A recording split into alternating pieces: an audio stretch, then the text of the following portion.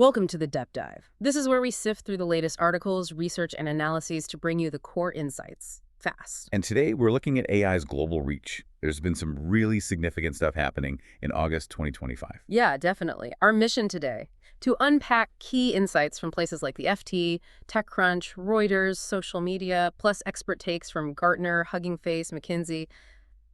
Quite a list. Stanford's AI index, too. It's a broad look. Exactly. We're zoning in on three things: a new global AI ethics code, xAI's Grok 4.4 release, and some really practical uses of AI in disaster response. Showing how AI's impact is really spreading globally. Oh, okay. Let's start with that ethics code. A big, ambitious step, it seems. Definitely ambitious. Announced August 10th at the UN AI Summit.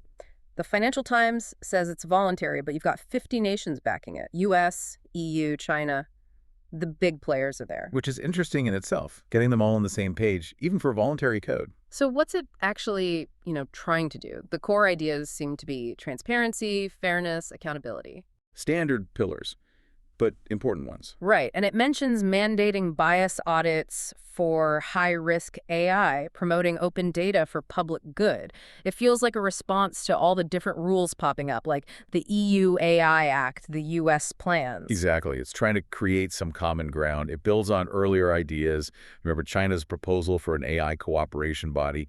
This feels like aiming for that unified standard. But you mentioned voluntary. That sounds like, well, a potential problem. That's the crux of it. It boils down to sovereignty, national interests, getting binding rules on new tech. Historically very tricky. Nations want that competitive edge, So you see someone like at Global Tech praising the inclusivity, which is fair, but then at Ethics and AI immediately flags the enforcement issue because it is voluntary. So it's more like a guideline than a law? Pretty much. A moral compass, maybe. Yeah. But without real teeth, how much does it bind the big tech companies? That's the million-dollar question. It limits the bite significantly. Okay, so while the world tries to agree on rules, the tech itself is leaping forward. Let's talk Grok 4.4 from xAI. This seems like a big deal. Oh, absolutely. Launched August 9th. TechCrunch called it multimodal, 1 trillion parameters. That scale is just enormous. Multimodal, meaning it handles text, images, scientific data, all sorts. Exactly. And it excels at real-time reasoning, complex simulations. Think science. And the performance, I saw the numbers, they're pretty staggering. 99.5% on MMLU. Yeah, that MMLU benchmark tests broad knowledge, problem-solving across dozens of subjects. Right. Kicking NVIDIA's Nematron 5 off the top spot. Plus, it's apparently more efficient. Cut energy use by 30% compared to 4.3. Hugging Face noted that. Which is good. Definitely a step in the right direction for efficiency. And a real-world use case they highlighted. SpaceX mission planning. Optimizing rocket trajectories by 22%. That's substantial. It really is. And it fits perfectly with what Gartner's been talking about, this trend towards agentic AI. Systems that can plan, act, adapt autonomously. With Zippu's GLM 4.5 building on those kinds of advances. Precisely.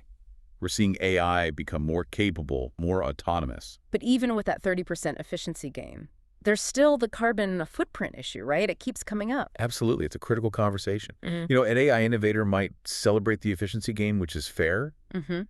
But at Green Tech now is right there pointing at the bigger picture. These huge models are still incredibly energy intensive.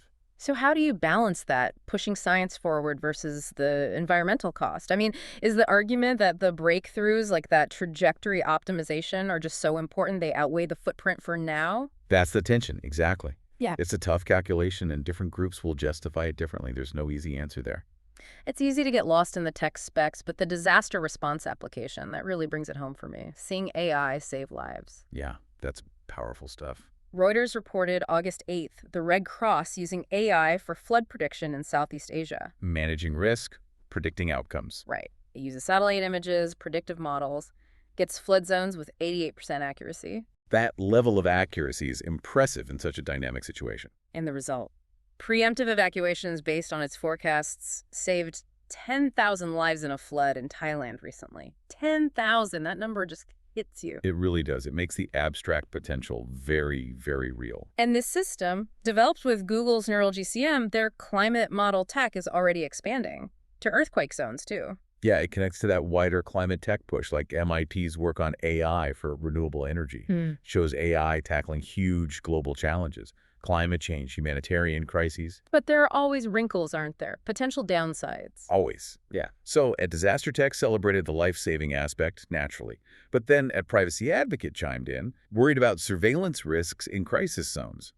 Using this tech involves data, often sensitive data, about vulnerable people. Which links back to what Tech Target warned about, needing really strong data security, clear ethics when using AI in humanitarian work. Exactly. Trust is crucial. You can't compromise privacy, even when the goal is saving lives. It's a difficult balance. Okay, so pulling all these threads together, the ethics code, trying for unity, Grok pushing boundaries but raising energy questions, AI saving lives but with privacy concerns. What's the big picture takeaway from August? Well, August really felt like a snapshot of AI's current state. Immense potential grappling with complex realities. The ethics code aims high for alignment, but that enforcement hurdle is real, just like past attempts at global tech cooperation. Right. Grok 4.4 is a scientific leap, no doubt, but it forces that sustainability question right back into the spotlight. And the disaster response AI is incredible, truly life-saving, but immediately triggers those essential privacy and security debates. And looking even broader, what else shapes this picture? Well, McKinsey's survey is telling 71% of organizations are using generative AI now. Yeah. That's huge adoption. Wow, 71%. But, and this is the key part, only 1% are considered mature in deploying it. So using it is one thing, truly integrating it effectively at scale, that's a whole other challenge. So lots of experimentation maybe, but not deep integration yet for most. Exactly. And another point, from Stanford's AI Index, we're seeing AI development diversify globally. Asia, Africa. Yeah. Emerging as really key players. It's not just Silicon Valley anymore. That's a significant shift. It is. So the overarching message from August, especially with things like the EU AI Act and U.S. plans firming up, is this urgent need for coordinated global governance. To make sure the benefits actually land equitably. And securely. Precisely. To harness the good, the science, the aid, without letting the risks run wild. That Guardian piece warned about fragmentation, about different regions having clashing rules. We need that global unity to make sure AI works for everyone safely. A really critical moment then.